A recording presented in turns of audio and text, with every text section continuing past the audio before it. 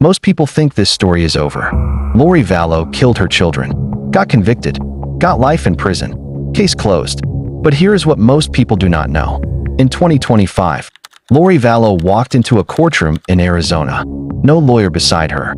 She was representing herself, a convicted child killer, acting as her own attorney.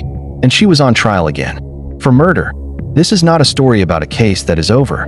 This is a story about a woman who has now been convicted.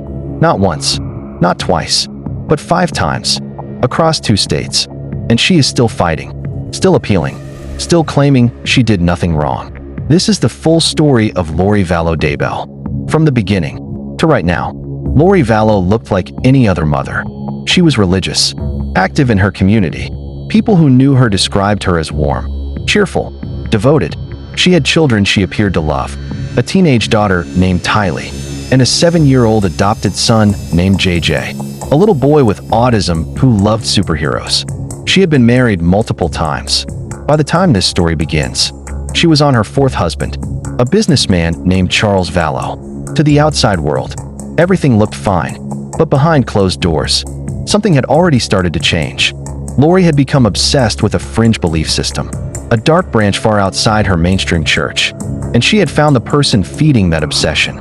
His name was Chad Daybell. Chad wrote doomsday fiction novels.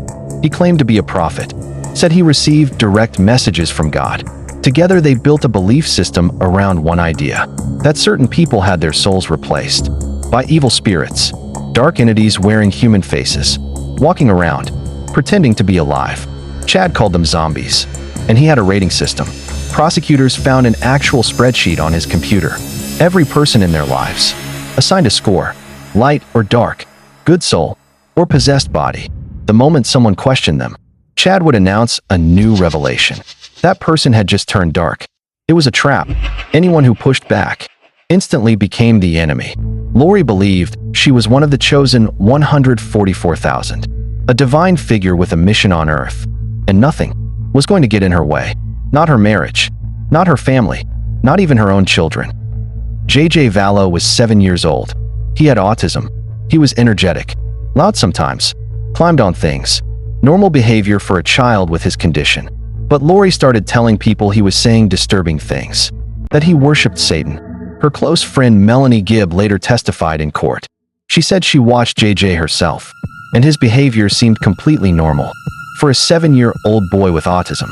But Lori had already decided. JJ was a zombie. His soul was gone. And then there was Tylee, her 16-year-old daughter. September 8, 2019. Lori took Tylee, JJ, and her brother Alex Cox on a day trip to Yellowstone National Park. They took photos. Tylee is smiling. She looks like a normal teenager, having a normal day. That was the last photo ever taken of Tylee Ryan alive. She was 16 years old. The very next morning, Alex Cox's phone GPS placed him in Chad Daybell's backyard for over 2 hours. That same day, Chad texted his wife saying he had buried a dead raccoon in the yard. There was no raccoon. September 23, 2019. JJ missed school. Lori called and said she was homeschooling him now. Nobody checked. November 2019. JJ's grandparents had not heard from him in months. They requested a welfare check. Police arrived. Lori said the kids were fine. With family. With friends. The story changed every single time. Meanwhile, Chad Daybell's wife Tammy died suddenly in October. Within 17 days, Lori and Chad were married in Hawaii, on the beach, taking photos, laughing, while her children were already buried in the ground. June 9, 2020. Investigators arrived at Chad Daybell's property in Idaho. Agents in hazmat suits began digging in the pet cemetery on his land. They found JJ first, 7 years old, wrapped in plastic, bound with duct tape, his small hands and feet tied. The coroner determined he died of asphyxia. Someone put a plastic bag over his head. Tylee's remains were found nearby, in 3 separate bags. Her body had been dismembered, burned. The coroner said her organs were charred and shrunken. She was 16 years old. At trial, Lori's own sister Summer looked at her and said, quote, "You threw them away like garbage." May 2023. Idaho jury. Guilty. First-degree murder of JJ. First-degree murder of Tylee. Conspiracy to murder Chad's first wife Tammy. 3 consecutive life sentences. No parole. May 2024. Chad Daybell convicted on all counts. Sentenced to death. Most people thought it was over. It was not over. April 2025. Phoenix, Arizona. Lori Vallow walked into a courtroom, already serving life sentences, already a convicted child killer, and she had fired her lawyers. She was representing herself, on trial for conspiring to murder her 4th husband Charles Vallow, the man she was married to before all of this started. Prosecutors argued she orchestrated his death for life insurance money. Her own brother pulled the trigger. The jury deliberated. Guilty. 1 month later, June 2025, she was back in court again, this time for conspiring to murder her niece's husband, a man who survived being shot at outside his own home. She represented herself again. Guilty again. July 25, 2025.